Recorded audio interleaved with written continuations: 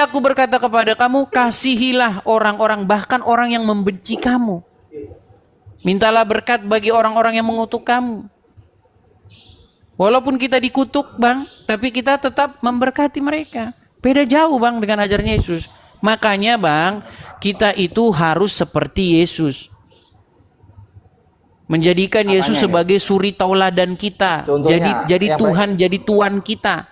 Ya kan dalam Islam pun Yesus itu disebut Isa kalau nggak salah. Iya, masalahnya Yesus versi Quran ya. Yesus versi, Bang, kan Yesus termasuk nabi yang harus kita imani itu. Iya, masalahnya umat muslim di mana ajaran Nabi Isa di mana? Ya, kasih itu kan ajarannya. Iya, adanya di kitab mana? Yo, di Al-Qur'an pun ada sih, Bang. Tapi ya iya, masalahnya begini.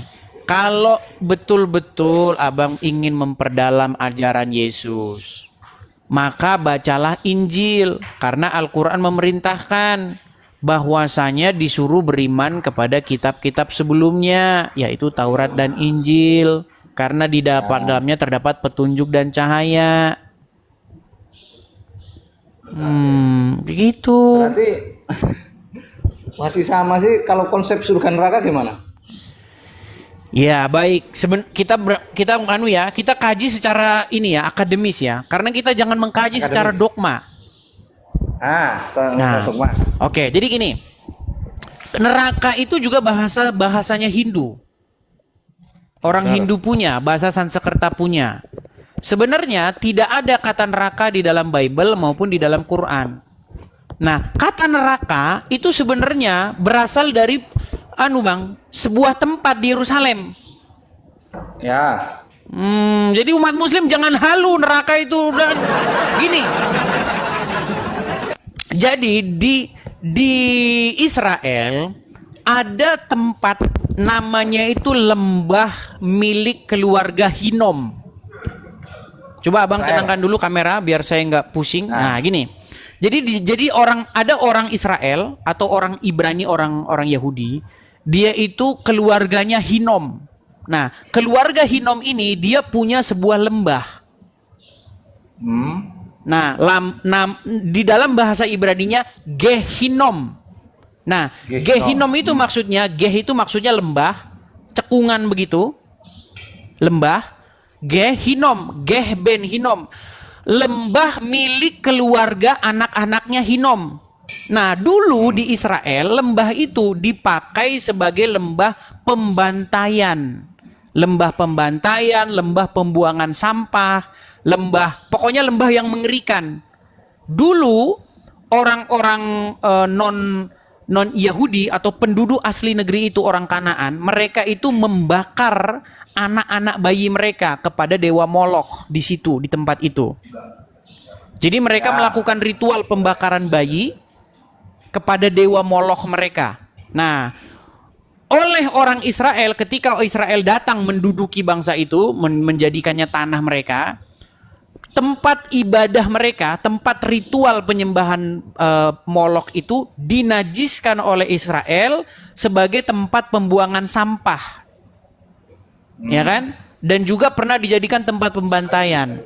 Nah, kata itu dikutip oleh Yesus. Tempat itu digunakan oleh Yesus sebagai lambang penghukuman. Makanya mereka akan dibuang ke Gehinom. Nah, kata Gehinom ini muncul di bahasa Yunani, Gehinom, sama orang Arab dicolong jadi Jahanam. Loh, itu asal usulnya. Intinya kan neraka itu tempat yang nggak mengenakan lah. Iya, tapi bukan seperti yang didongengkan oleh orang Islam, Tuhan. Tempatnya ada, dilihat sekarang masih ada. Tinggal beli tiket pesawat berangkat, udah langsung ketemu tempatnya di sono. Nih, saya kasih tahu asal usul kata Jahanam ya. Ini saya harus mengajar yang akademis juga kadang-kadang teman-teman, ya. Iya, biar ada isinya, Bang. Iya, biar ada isinya. Kita jangan bahas yang sifatnya dogma terus. Ya, jangan kita bahas yang sifatnya dogma, hal-hal yang kosmik terus. Kita bahas hal-hal yang sifatnya real, ya. Nih, kata Jahanam, ya, akar kata, nih, biar Anda saya kasih tunjuk. Bentar ya. Nih ya, saya kasih tunjuk. Jahanam. Ini sebenarnya asal usul kata jahanam itu dari Perjanjian Baru, dari kutipan Yesus Gehinom. Nih, perhatikan kata jahanam. Nih ya, jahanam. Perhatikan, kita bahas ya. Jahanam bahasa Arab nih. Ini udah pernah saya bahas juga, Bang. Orang Arab kadang-kadang salah tulis. Kata jahanam ini kadang-kadang ditulis jahim. Karena dulu itu nggak ada harokatnya. Ini kan huruf ja, ini huruf ha, ini huruf nun, ini huruf mim. Ini bisa juga dibaca jahim, bisa juga kalau harokatnya di ini. Ini huruf nun ini kalau titiknya 2 di bawah kan jadi huruf ya. Ya. Iya, jahim bisa jahim juga. Memang huruf H-nya ini beda. Ada huruf H, ada huruf H, kan 2 huruf H. Ya kan? Kan itu kan gundul Bang, nggak ada harokatnya itu. Iya, dulu gundul, dulu nggak ada harokatnya. Ini pembahasan kita besok. Besok kita bahas ini. Ini hal-hal yang akademis begini belum nyampe ilmu-ilmu orang Islam biasa. Ini ya. Apa di sini dikatakan ya? Nih, jahanam, terjemahan jahanam adalah neraka tempat penyiksaan yang memiliki 7 pintu. Ini kata-kata 7 pintu ini ngarang bebas ini. 7 pintu dan setiap pintu tingkat dan seterusnya nih.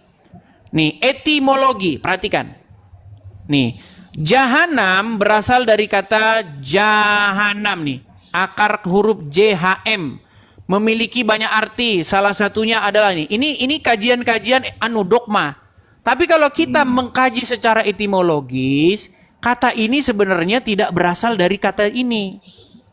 Kata jahanam ini berasal dari kata gehinom. Nih, saya tunjukkan sumbernya ya. Bentar ya.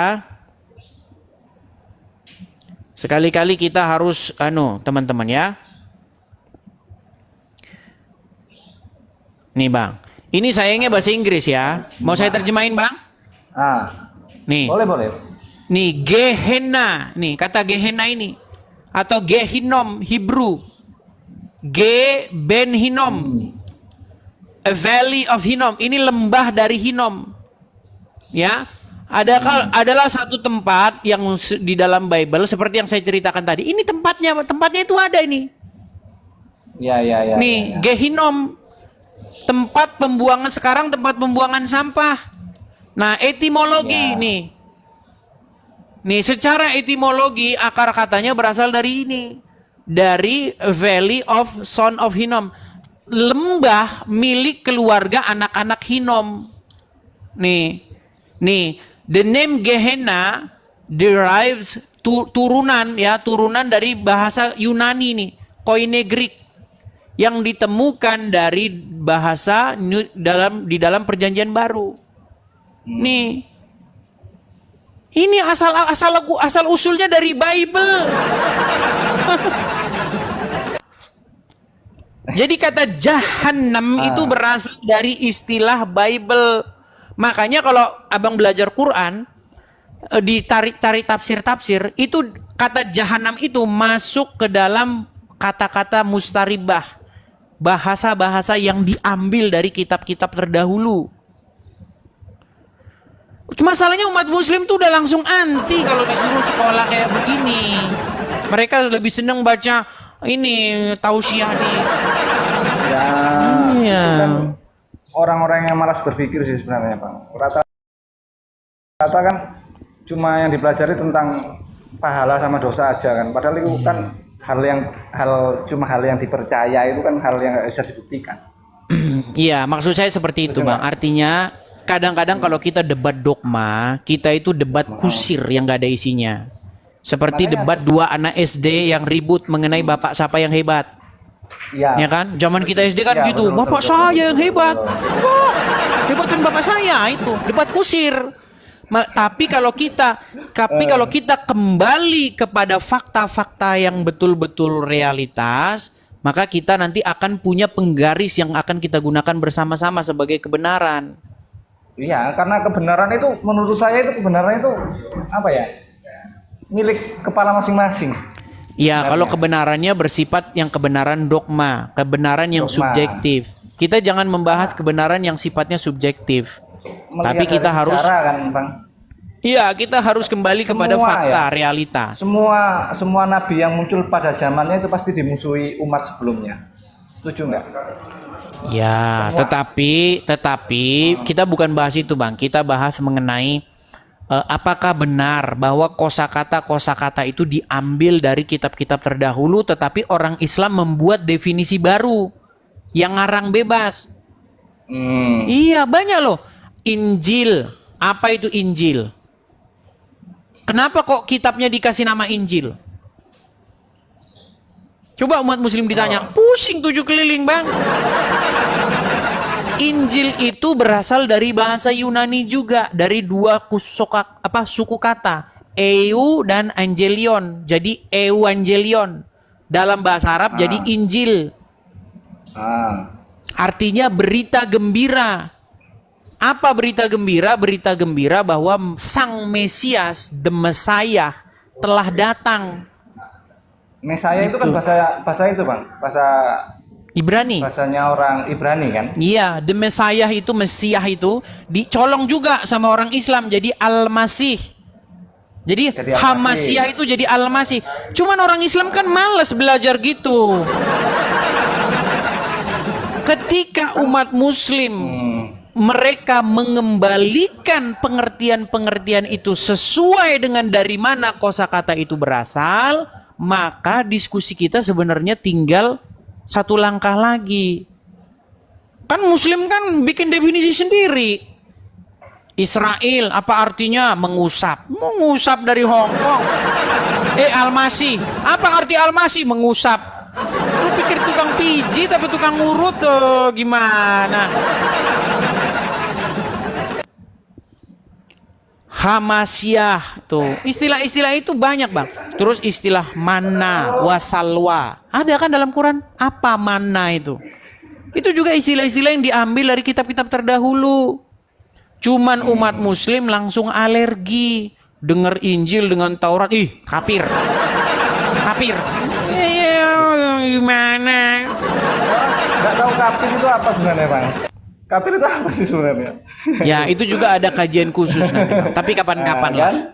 Makanya saya itu sebenarnya sangat merindukan ada seorang akademisi muslim yang naik ke sini. Tapi sayang, takut nanti kalau mereka bicara nanti dipersekusi itu. Saya tahu. Iya, betul. Iya. Setuju. Ada sebenarnya, Bang, ada. Ada. Umat muslim yang Nanti, mereka mendalami agama Islam terus sudah nggak percaya lagi sama Islam banyak jumlahnya. bukan tahun masalah 2000 saya, tapi nanti langsung dianggap murtad, Bang. Ya, 2014, 2015 saya itu punya teman-teman dari mahasiswa UIN atau IAIN gitulah pokoknya ya. Ya, dari IAIN apa Universitas Islam gitu. Saya ngobrol-ngobrol dengan mereka. Ya memang rata-rata mereka begitu, udah nggak percaya lagi dengan agama Islam. Iya. Kata-kata Abang itu sebenarnya ya memang menyinggung kata orang-orang umat ini nih yang di bawah. Ya makanya saya ajak berargumen kan, saya undang mereka untuk datang berargumen, tapi mereka ya hasilnya cuma engkel-engkelan aja, Bang. Satu ngeyel. Iya, kalau yang awam ya ngeyel-ngeyelan, kalau orang awam. Tapi kalau orang belajar pasti enggak lah. Enggak. Tapi orang yang belajar pasti langsung dianggap itu murtad sih. Iya. Oke, gitu aja, Bang ya. Iya, Bang. Oke, terima kasih. Bang. Terima kasih. Bang, apa ini namanya? Hafidz ya? Ahmad. Ini Oke, Ahmad. Edis ini, Bang Edis. Oke, Bang Edis. Oke. Terima kasih Bang Ahmad. Selamat malam. Ya. Sampai ketemu kembali ya. Selamat Selamat malam. Yuk. Malam. Ya, itulah teman-teman ya.